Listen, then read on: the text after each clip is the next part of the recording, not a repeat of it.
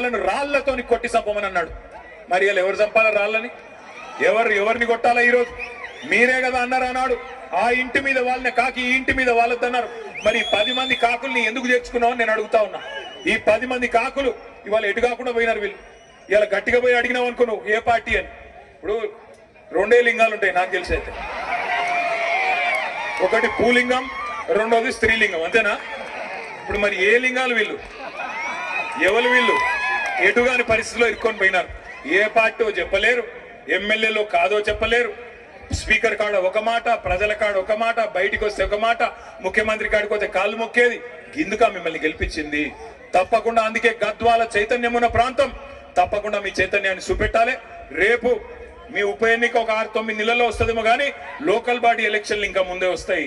ఇక్కడ జెడ్పీటీసీ ఎలక్షన్లు, ఎంపీటీసీ ఎలక్షన్లు, సర్పంచ్ ఎన్నికలు, మున్సిపల్ ఎలక్షన్లు తొందరలోనే రాబోతా ఉన్నాయి.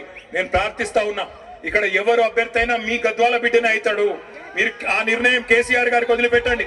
కేసీఆర్ గారు అన్ని ఆలోచించి